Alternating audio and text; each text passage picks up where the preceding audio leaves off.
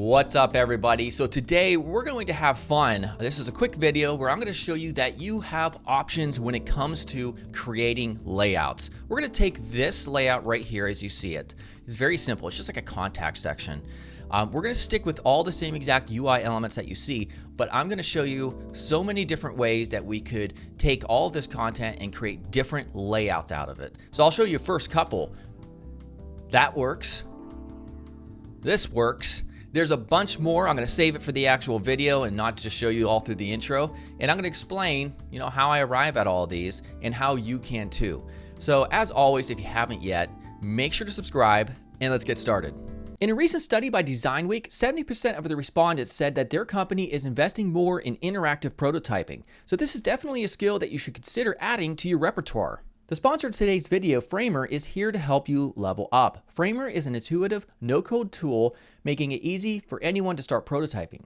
Pre-made insertable components, easy-to-use interactive features, and smart custom animations do all of the heavy lifting. You just have to put it all together. Once you're finished, send a link to your team, manager, or client to preview and blow them away with something you were able to put together in a matter of minutes. So sign up for free or get 20% off of any of the paid plans by going to framer.com/DesignCourse, and that link is right here in the description. All right, so here we are with the very first layout. Just to reiterate real quickly, a 2-column layout, very standard what we have going here. So this works perfectly fine. There's nothing wrong here. All the UI design fundamentals are there: color contrast, white space, alignment, visual hierarchy, etc., and scale. So those are the main UI design fundamentals you really need to worry about. If you nail them all, you really just can't go wrong. All right, so let's check out the next one.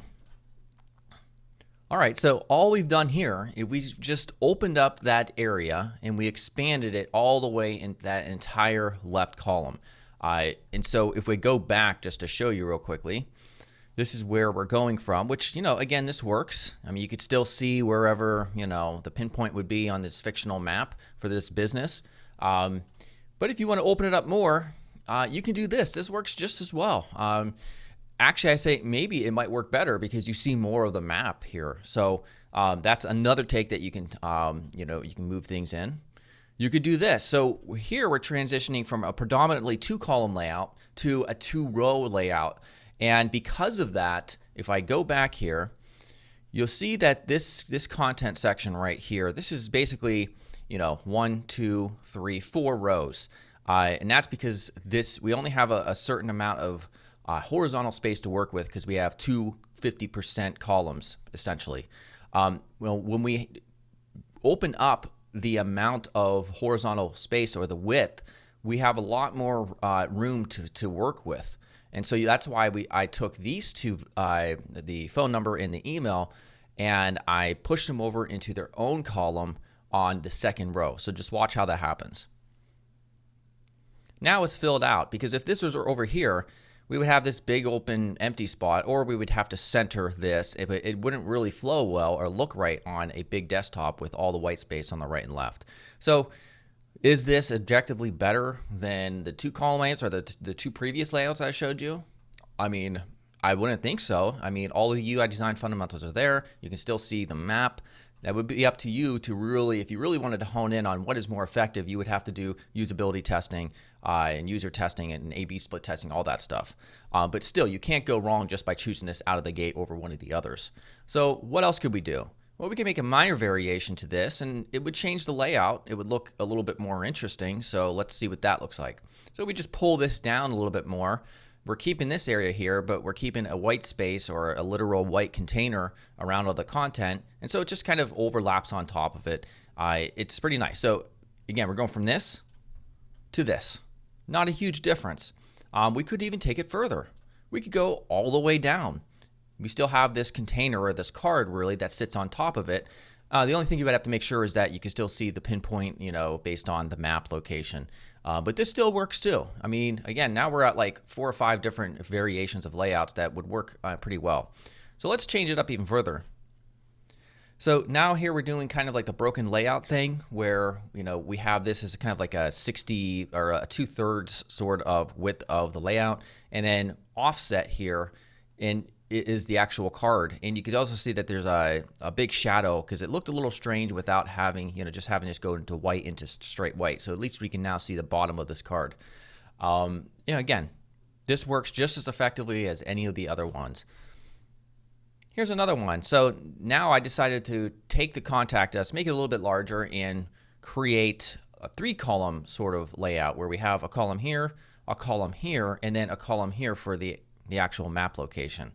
It's a little bit more complex, but it still works. Here's another slight variation where we just take the contact us and we put it in its own row above, and we do the whole broken layout, text on top of map or an image or whatever. And again, this works pretty well. This next one, I do change it up quite a bit. So let's see what happens here. Oh wait, that's not that one. I was wrong. This one, I just wanted to show that, of course, you don't have to work within straight, 90-degree angles. Of course, you can do curves. You can do these different types of polygons to put your map or whatever into.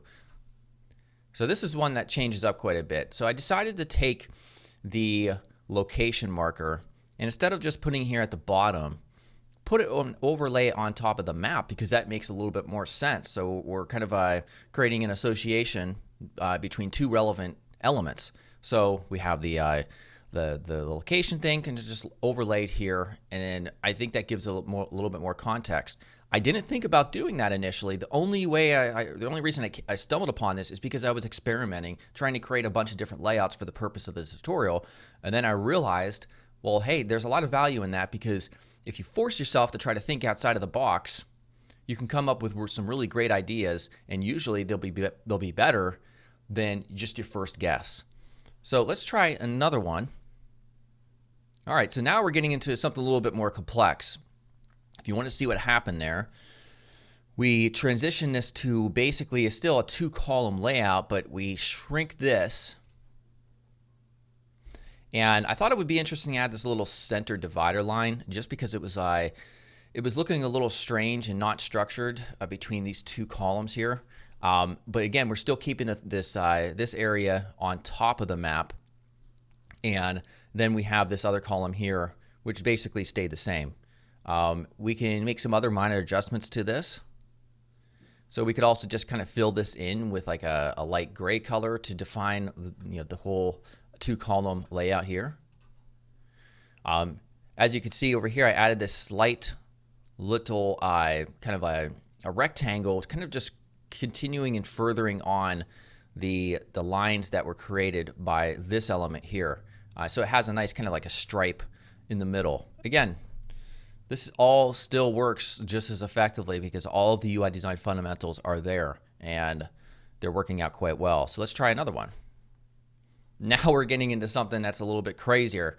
Again, you can experiment and you can go kind of weird and wild with your layouts as long as you adhere to all the UI design fundamentals. So here I just have a big block right here.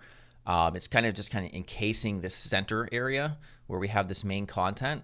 And then we just have up here the actual map. I mean, this could work on a large desktop. Of course, you would have to really think about how you would make this responsive, although it is still possible. And so we just came up with a bunch of different variations based on a very simple layout. And just to go through all of them, I'm going to show you these real quickly, just going back to the beginning. So this is the very first one. Again, simple, effective, works. This works. That works as well. So does this. Very nice. So many options to choose from for your layouts. And we could just keep on doing this all day.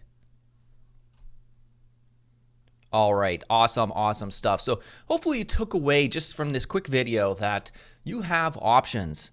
When it comes to design in general, not just UI design, there is so much subjectivity involved in the process of creating art or design, and there's only a few objective limitations that you have to concern yourself with. So when it comes to UI design, those objective things that you have to get right are white space.